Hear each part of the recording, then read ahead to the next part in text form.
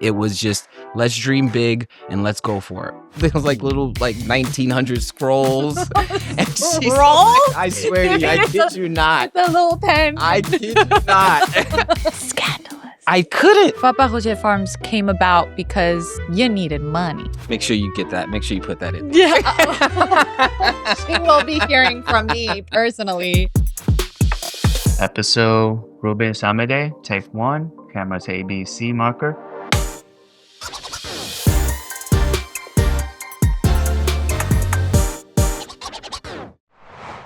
When disaster struck Haiti, Rubens Amedee decided rebuilding meant more than aid. It meant education. He left a finance career to revive his grandfather's farmland, transforming castor and moringa crops into Papa Rozier Farms, a beauty brand that funds a school and creates jobs back home. In this conversation, Rubens shares how purpose and business can grow side by side, and what it means to lead when you don't have all the answers. Rubens, thank you so much for joining us. I'm so excited to have this conversation with you. Thank you. Thank you for having me. You were at Goldman Sachs. You were in finance before you started doing any of this. What was the catalyst for you entering the business world? Wall Street was one of the few jobs or few careers that it's a true meritocracy, what you put in and what you get out. So I was in future sales and trading. I loved it, but something was always missing. I didn't know what that was at the time, and everything changed in 2010 when the earthquake in Haiti happened. I was about 5.5 years into my career. I was a VP at Goldman Sachs. Okay, VP, Papa. That's amazing. I did not know that specific detail. I was. What went through your mind? What were the conversations you were having with your family? So I called my sister and we just start talking about what we can do to help. We just wanted to get down there to kind of help our brothers and sisters get through the first couple of weeks of the earthquake. I'm in awe because, first of all, who's we? Originally, it was a group of friends. So it was my sister and I, my mother-in-law. My wife was actually 3 months pregnant at the time. So she was just like, are you sure? You know, it's a disaster zone. This is our first child. I'll just send my mother with you. So she sent her mother, who was awesome during the trip. It was a total of 7 or 8 of us. And it was just boots on the ground, trying to help where we can. It was weeks after the earthquake, so things were still chaotic. I bet. Yeah, a lot of aid was coming in, but it wasn't getting to the people that needed it. Even the things that we were able to bring was stuck at the airport, stuck at customs for days at a time. So at what point did you decide to build a school? So after the initial trip, we come back and we start debriefing, and we realize some of the issues that we saw during the trip were pre-existing. One being lack of education, infrastructure. So one of the things that we said we could help with was building and rebuilding towards the future. And one of the things that we can help with was with a school. Even though we had no prior experience in education, we felt that with our professional backgrounds, we can at least hire the right people. We have kids. We know what a good school looks like. And we wanted to make sure that the school that we put out there, that the students are able to compete on a global level, not just in Haiti, not just locally. It was just, let's dream big and let's go for it. Where exactly did you decide to build the school? How did you find, land? So after our original trip, we came back and my sister and I told my mom what we wanted to do as far as continuing to help. And when we told her education and school was the route we wanted to go to, she was like, why don't you just do it on your grandfather's land? And we were like, oh, okay. We didn't know. She was just nonchalantly, yeah, the papers are here. There was little 1900 scrolls. And she's I swear to you, I kid you not. The little pen. I kid you not. And she's like, yeah, they're sitting here in the closet. Why don't you guys go check it out? And oh, wow. And that's when we realized it was not just land. It was he had different sites that he used to do different things on. So he had one site where he made sugarcane. He had one site where he grew crops. And once we saw what we call Bati School, Papa Rozier Farms now, we were like, oh, this is it. It's 50 acres sitting on top of a mountain. Beautiful. It's looking down into the biggest freshwater lake in the Caribbean. Absolutely beautiful. And then the construction started from there. At this point, very curious to know, how did you fund building that school? We did races, with bake sales, you name it. We tried everything. But in the beginning, and still is, it was out of pocket, which is why things became very difficult. So Papa Rozier was like the natural, like, we got to figure this out because this is not going to last in 5 years if we don't. So Papa Rozier Farms came about because you needed money. Out of necessity. Yeah. Okay. We started in 2010. Okay. So while we're constructing the school for the first 5 or 6 years, we were also, because it's a farm, we were also growing different types of things. But at the time, we weren't thinking about it from a financial standpoint. We were like, oh, we can grow this and eat it and like sell it locally in the market and see what happens. And then that got bigger. So we started selling more locally in the market. And then probably a year and a half, 2 years into that is when we realized, finance kicked in, and it's like, that's a losing bet because we're investing US dollars into Haiti and we're selling things locally at the market with the Haitian good. So that was like a losing trade for us. And that was what sparked us to say, hey, some of these things will work in the States. So as the school starts to open in 2016, 2017, we're testing the products to see what we're going to do on the Papa Rozier side. And then the first thing that we brought to the States was coffee, because coffee doesn't spoil. If you know anything about farming coffee, it is extremely difficult. And you need a whole lot of land to make a big difference here on the state side. So the coffee thing lasted about a year and a half. And then castor we always had because throughout the Caribbean, but specifically in Haiti, in Jamaica, castor oil is a big part of just our health, whether it's from, sore joints and muscles to grow your hair. So we did that for 3 or 4 years, testing, making sure we know what we're doing. And then we took it to market. And then moringa actually was an accident. My sister's friend is Colombian. Okay. Short story, off topic, but she's Colombian. And she was telling my sister, oh, you and your brother are doing this stuff in Haiti. You guys have a farm. That's great. I'm going to tell you, the next big thing is moringa. And my sister's like, never heard of it. Okay, I'll take the seeds. Thank you. Sure. She literally gave her seeds. We go back to Haiti, our next trip, and we go up to our agronomist in Haiti who was in charge of the farm. And we're like, Pierre, we want to start growing this. And he's like, what? And we show him the seeds and he's like, it's everywhere. And then true enough, he's like, there's a moringa tree, and it was already in Haiti. It just wasn't being used. And then we went to work. I have never really heard of a business come out of, yes, necessity. It wasn't like you had an idea or that there was a specific problem in the market that you needed to solve. It was more like, I need to fund my school. And this is what I have that could make us money. 100%. We started something that we could not stop. So whether it was castor, whether it was moringa, we were going to find the answer to this problem. It just happened to be castor and moringa. That is very inspirational. And that's this is important to tap into, because that is also another way that I think younger generations who are thinking about, I want to be an entrepreneur, I want to be my own boss, I want to be a business owner, but they keep getting stuck with, I don't have an idea. What's going to be the idea? One way to look at it is, what do you have to offer? What can you work with?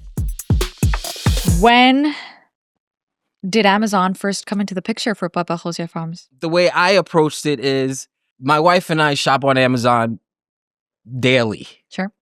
And I think most people can say that. Yep.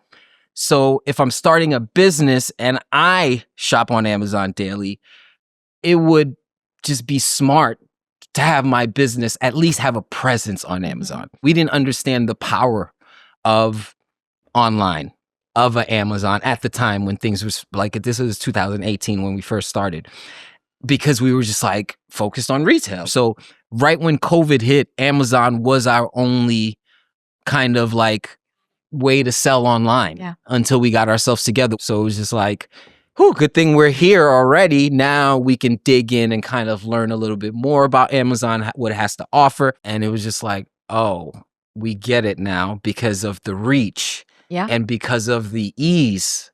Just like it's easy for me to shop on Amazon, it was easy for our customers to find us.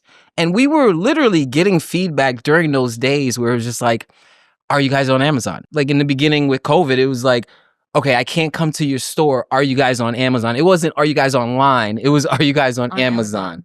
So for us, it was like, oh, okay, that's the power of Amazon and getting customers that would never know about us as far as New York through the search. A lot of what you've created has come from the desire to make a change, an impact. So talk to me a little bit about that mental conversation that you first had to have with yourself when you decided this is much bigger and I want to lean into it, and maybe the life that I'm already leading is not enough for me. It happened over time. So I did both for 5 years. So the earthquake happens and I thought I can do both. So every vacation day, everything that we did was go back to Haiti. So we would go quarterly. And then as I got a little bit more senior, more time, I would try to go as frequent as often. And what happened was in, I guess, the 5th year, we were close to actually opening the school. So construction was coming to an end and like we're interviewing teachers, we're interviewing the principal, and it's all coming together. And it's hitting me that you got to choose. You can't autopilot this. This is people's lives. These are where, we're hiring staff. You have students who are 3 to 6 at the time. So it got real, really fast once construction hit. It was impossible to do the two, meaning knowing what I have to do to be successful at my job at Goldman Sachs versus what I needed to do in Haiti to execute our dream. So things just got a little bit too difficult, and it was time to decide. When I was ready to leave Goldman Sachs, I didn't tell my parents or I didn't tell my mom because I didn't want any voice. Scandalous. I couldn't, any voice, because it's such a tough decision internally to begin with.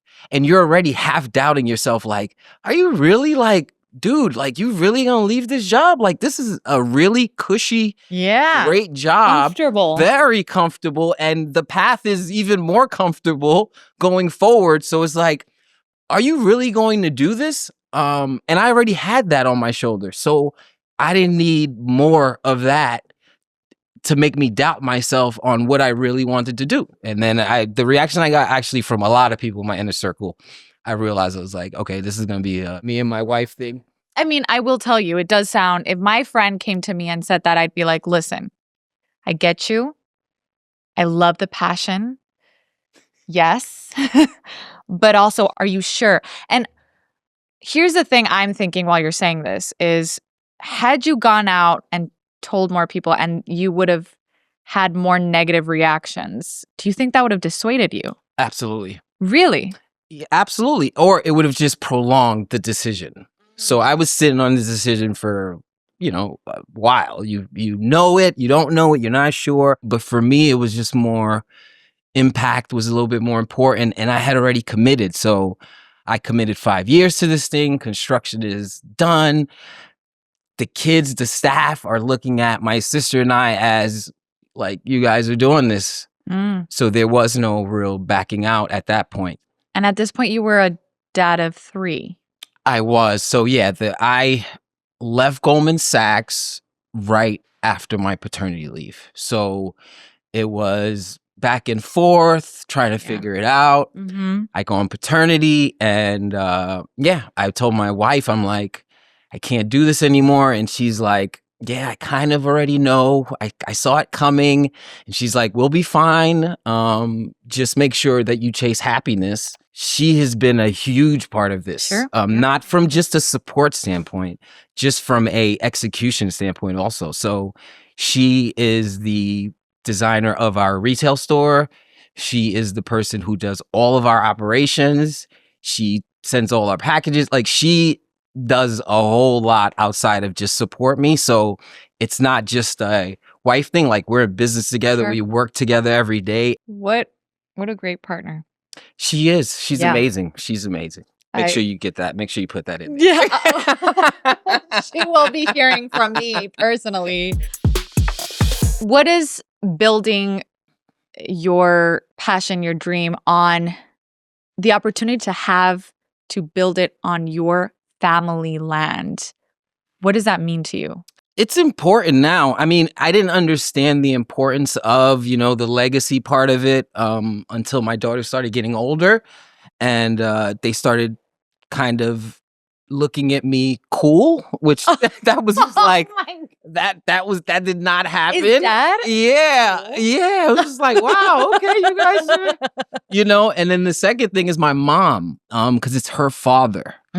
So she is so proud and she's so happy that her dad's name is mentioned over and over. And she's just like, I can't believe like Papa was like, that's my dad. And she's like, that's his picture, like, on your logo. And it's mind blowing for her. It's mind blowing for her. But she's become a big part of this because, like I told you, this is a whole family thing where we got her to move to Haiti. Believe it or not. So her and my dad were coming up on retirement. They see what we're doing in Haiti and they fall back in love with Haiti. And they're like, oh, like this could be a little bit better for us as far as retirement. So they moved back in 2018 or 2019. They moved back to Haiti and they are kind of running our import-export now. Rubens, what's next for Papa Rozier Farms and the school? For Papa Rozier Farms, it's just continued growth. We love the feedback that we're getting from our customers. We love the feedback that we're getting from our community. On a broader term, the thing that we learned about Papa Rozier Farms that we didn't realize is when we said we wanted to build a school, we thought it was going to be about a school and kids. Papa Rozier Farms trumped that because it is now about job creation and like survival. That's the impact we didn't realize that was happening. So for Papa Rozier, the goal is let's try to get 500 jobs created. Let's try to get 1,000 jobs to be able to have that community thrive.